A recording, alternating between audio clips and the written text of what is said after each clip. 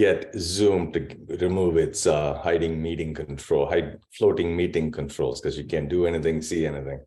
My name is Raj. I am the CEO for IonTuition. First, I'd like to welcome everybody for making the time this morning and showing the interest that mostly Washington does not seem to have in helping schools manage their cohort default rate and students with their repayment, while they talk about the politics of how they will penalize all of us for not doing the things that they haven't given us direction on.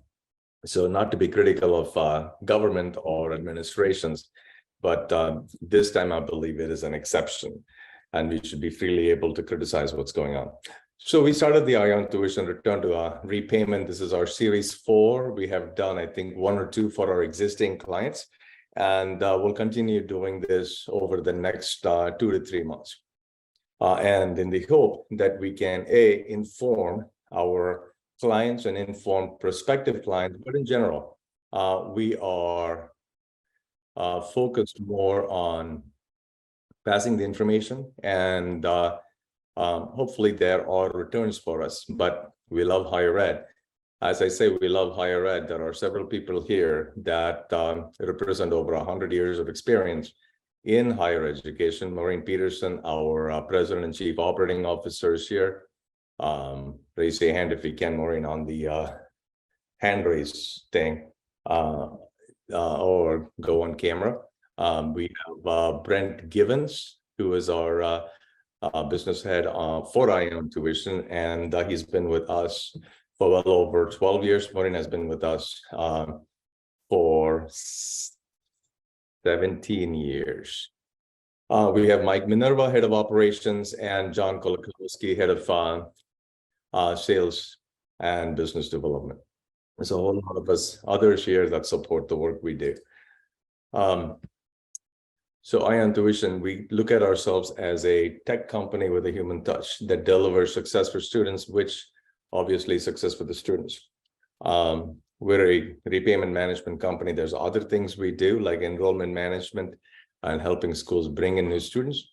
We're a software company, and we have multiple portals, including an app for teletherapy. We're not going to go through all of that today. We'll talk about the latest developments today from the Department of Ed. We'll look at policy updates. We'll look at the non-existent updates from servicers.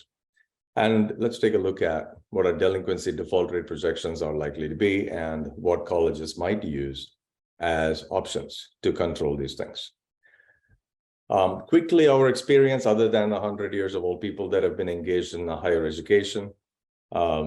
This is IonTuition's background and experience. We've also been under a different organization under the same CoverPoint umbrella. We've also been a contractor for the U.S. Department of Education, Federal Student Aid, servicing and collecting default student loans between 2003 and 2019, when those contracts were held back and COVID came and they were all canceled because nobody has to pay at this point.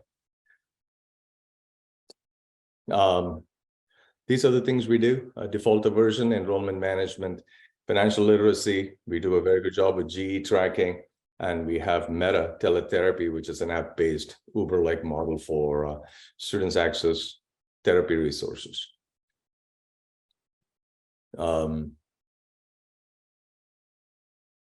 So the chaos is real.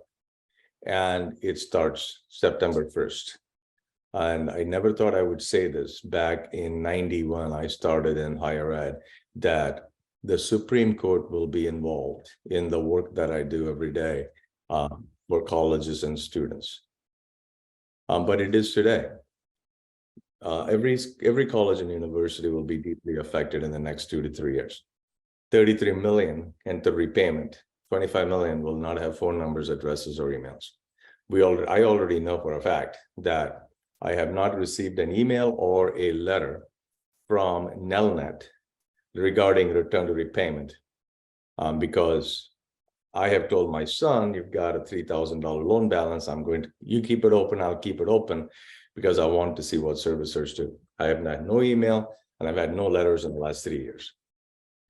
There's 60 days to prepare federal servicers.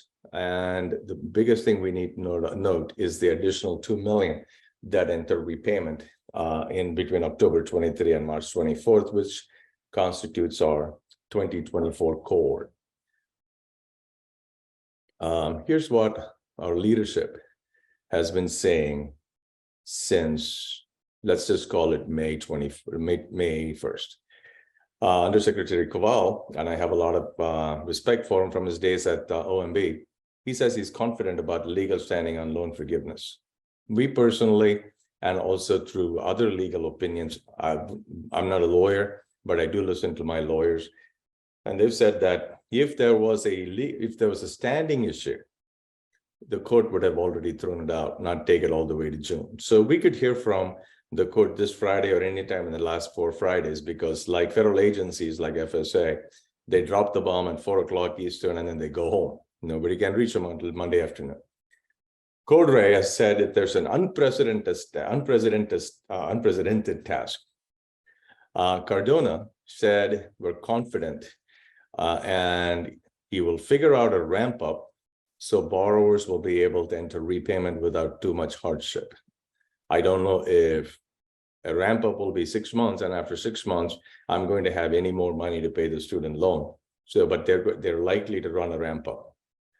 And individual budgets are not going to accommodate new bill payments. Banks and credit cards are already seeing delinquency increase today.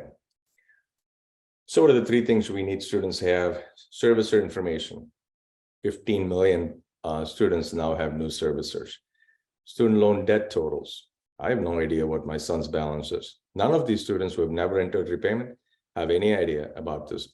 The single most question asked when I was doing servicing and collections, when we got in touch with a borrower, the first question and the most asked question was, what? I have a student loan. So they weren't entirely aware. And what are the repayment plan options? Well, even I'm confused whether I should pay 5% for 10 years or 10% for 20 years or how this all works.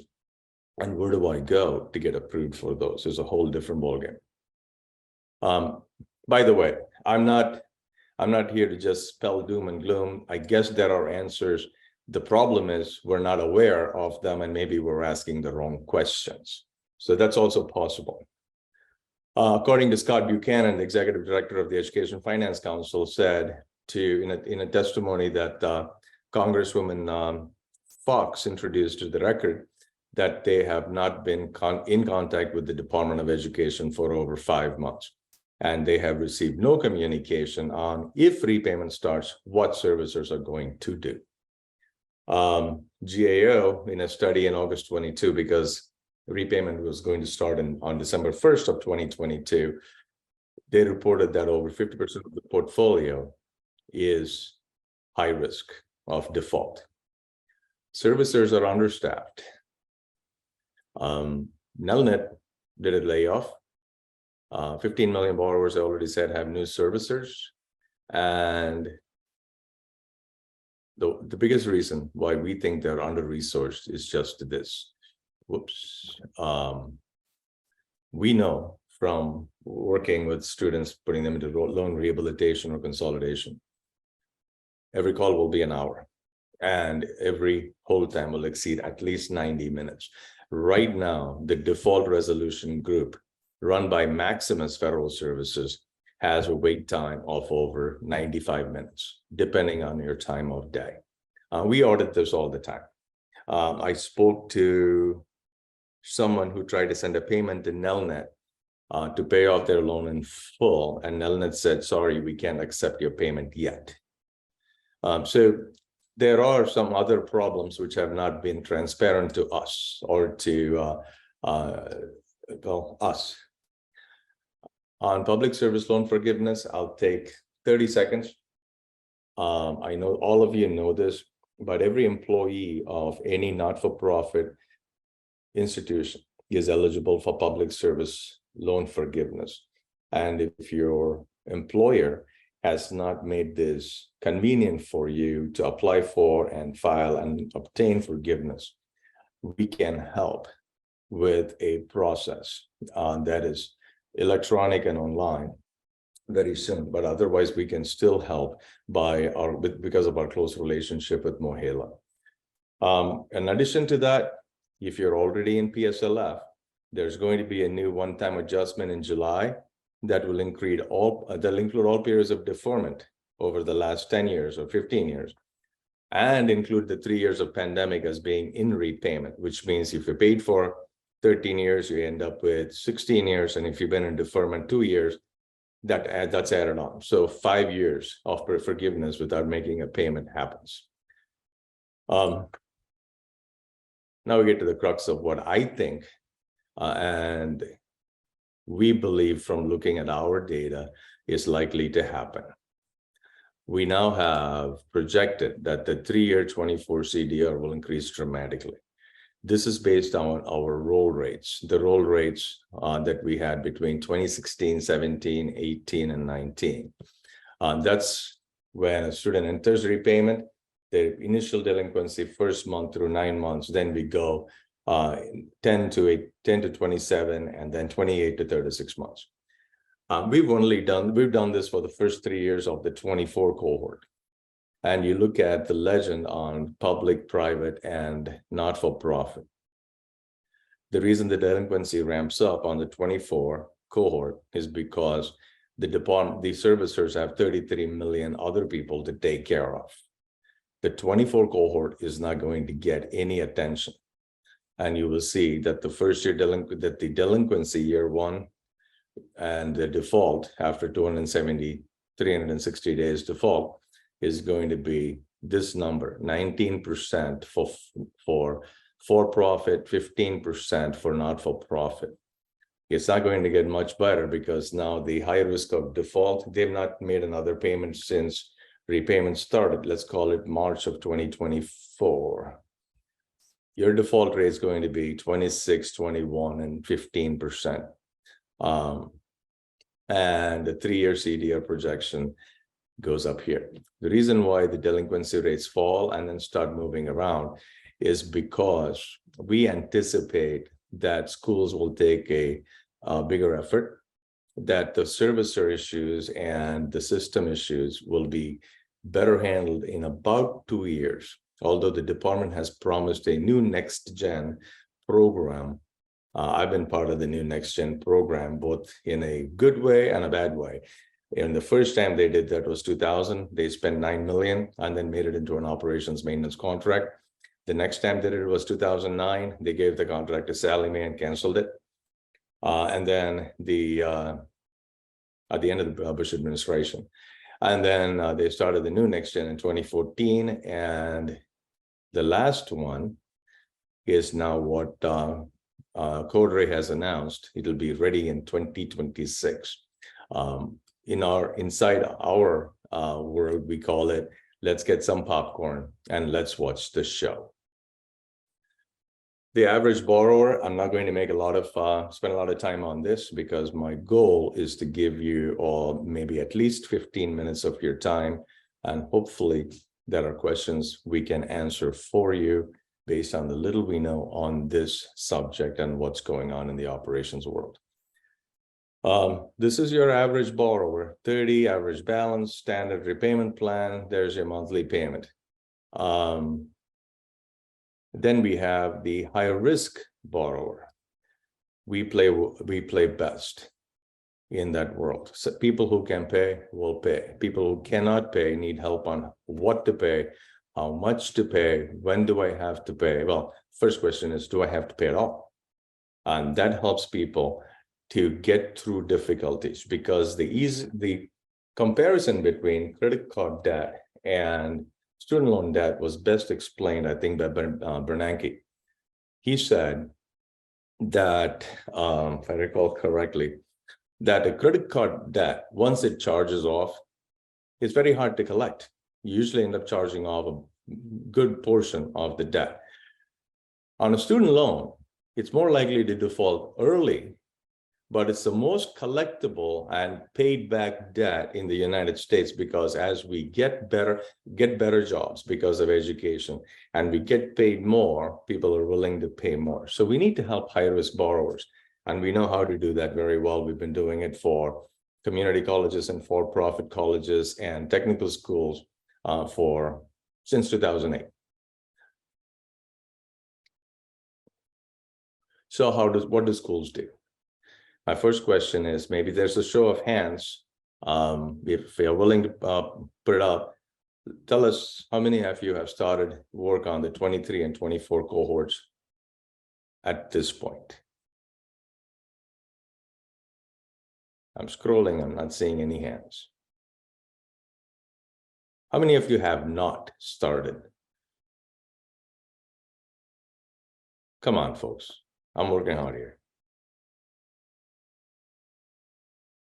All right, quiet group. We'll just say, maybe we'll take silence as we haven't started to address the 24 cohort. I was at a conference it was closed-door conference. Columbia School of Management and Georgetown Law School were there in DC, and they said they're already ramping up their efforts to help their students. They have one, maybe two students at default, but they are worried about these questions from their students, and they're not sure how to answer them. Who is my servicer? The question is, do you know who their servicer is? Does NSLDS tell you who their servicer is? Is that who you're going to give to your students? Biggest question, my loan was forgiven. I got a letter. What do you mean I got to pay it back? They're going to call you. Is this a private student loan, or is this a gap loan that I got from the school? What is fresh start? I'm in default. I'd like to go back to school and finish my education. Am I eligible for fresh start? How much information is out there from the Department of Ed, the White House, or anybody else? The CFPB actually has had major issues with the department right now, even though they signed an agreement to work together and let the CFPB monitor the Department of Education's complaints and other operations processes. So Columbia School of Management is worried about it. I think some of us need to be equally concerned. The problem, as we see it, is not that people are bad and they won't pay. The problem is policy influences behavior. We've had everybody in Senate, the White House, the president, the press releases, the chief of staff for the president, everybody said student loan needs to be forgiven. You should not pay. It is bad to collect on student loans. We're going to give it to you for free. So the federal servicers are fighting against free, while at the same time, all of us have been said, don't pay back, it might get forgiven. I've got friends of mine that ask me, hey, should I pay back Cole's student loans? Or you just want me to wait? What do you think I should do? Part of me says, tell him to pay it. Part of me says, boy, he's a friend of mine. I told him, wait and see what happens. So everybody, all of our behavior is influenced by policy. We need to get against that. How do we get against that? We communicate the other message. Sorry, you have to pay. Now, we're the members, we're the carriers of bad news. But we have to do it, and we do it in a way that our students and alumni know that this is in their best interest. So first you collect data, because sending an email or making a phone call or a text message doesn't work if it doesn't get to the other side. 3.5 years of students who graduated have not made a single payment on their student loans, never gotten a bill. They don't even have the website where they need to go to find where their loan information is. We communicate to them based on a frequency and how we need to help. Let's face it, you have no information, neither do we, neither do the servicers, on what education is going to do when return to repayment actually starts. You have to ask your students to update the information with their federal servicer. If we don't have it, how are they going to go to their federal servicer? So there's a lot of help that we need to give them there. And then we have to encourage students to enter into a repayment plan, ideally an income-driven repayment plan done electronically, automatically, without paperwork. That is an offered by the Department of Ed or its servicers. Without too much detail, we'll send you this deck. We believe students that are about to graduate and move into the 24 cohort, they need to be informed. We need to get to them while they're still in school and before they graduate. Assuming most students graduate in fall, it's already happened. For some of us, we have monthly enrollments, and we need to be talking to them now. We need to make a phone call at least every 3 weeks. We need to send them letters. And you as a school need to be front and center of it, because they will open the text message and the email and the letter or anything else we send if it comes with your name. A skip tracing program to locate the student's new address, phone number, and how do you do repayment planning assistance? How to apply for IDR. These are complex issues when you apply for IDR, to get information, to send it to them, follow up on it. And in the meantime, hopefully you're in administrative forbearance or you are becoming delinquent. How can we help you? I won't worry about the experienced counselors or our skip tracing capability or our dedicated phone and conference lines with servicers. What I'd like to focus on is this tool, Presto, that we launched in July of last year, and we have been using this successfully. Presto is online, and when a student is on the IonTuition platform, that's the only way to access it. They can go to, I want to enter into in IDR. They go to Presto, which is just as small as it shows up here on the screen. And they can download their loan information right from IonTuition because we download it. They can put in their income, they can put in their marital status, they can put in their dependents, and then they upload their tax information. Immediately, the system tells them, these are the different types of plans that you qualify for to reduce your current monthly payment. And once they pick the plan, the entire file goes to a servicer electronically. The servicer within 15 days approves the new plan. It comes back to the student. They start the new payment arrangement. If the student were to do this on their own, it is take an electronic document, stay with me on this one, print it, fill it out, get your IRS document, put a package together, address it, sign it, address it, send it to the servicer. They get it, and then you have to get approved for the payment plan. It might take 30 days, it might take 45 days. It's entirely up to how much time the student spends on it, but it's not earlier than 30 to 45 today. I don't even want to guess how much time it's going to take for them to get this approved when 33 million people want to do IDR, out of which 7.5 million are defaulted student loans, and 25 million are those who are current in repayment or going into repayment at that time. 3 options. The least expensive option for schools is just an online self-service approach. You can do NSLDS, or you can tell your students, go to the servicer website, back off, let the student do what they need to do, because ultimately it is the student's responsibility.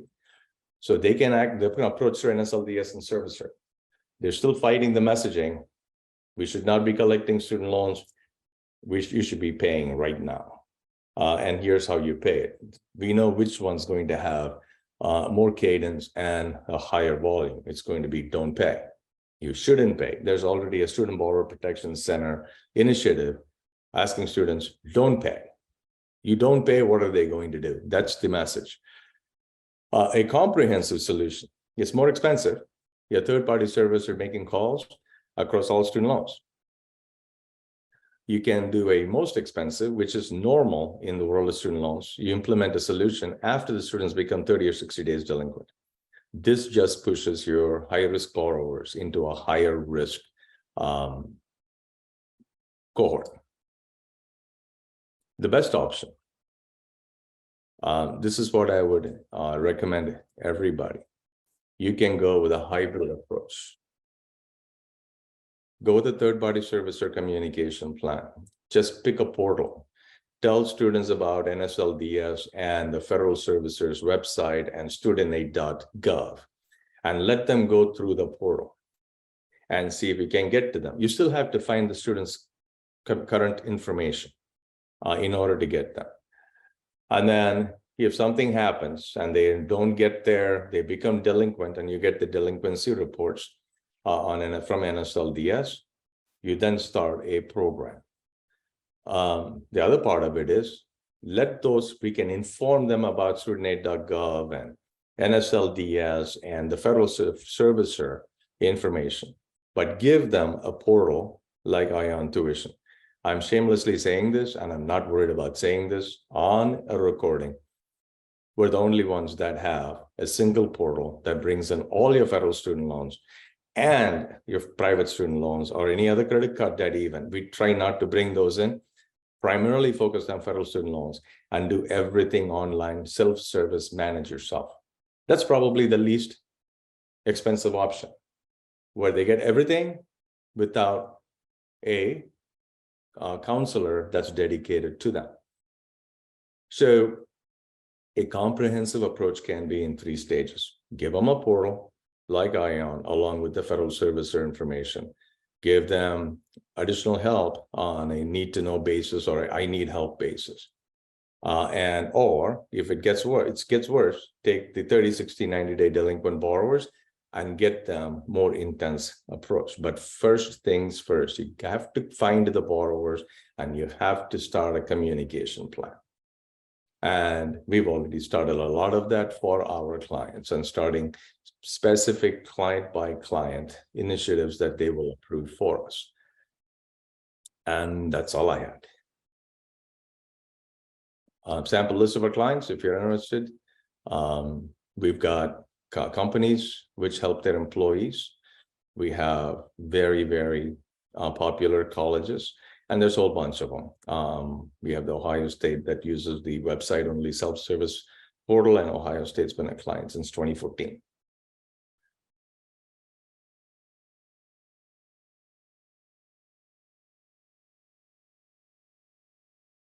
Are we doing on questions? Or like another school financial aid officer said, Raj, this is my deer in the headlamps look.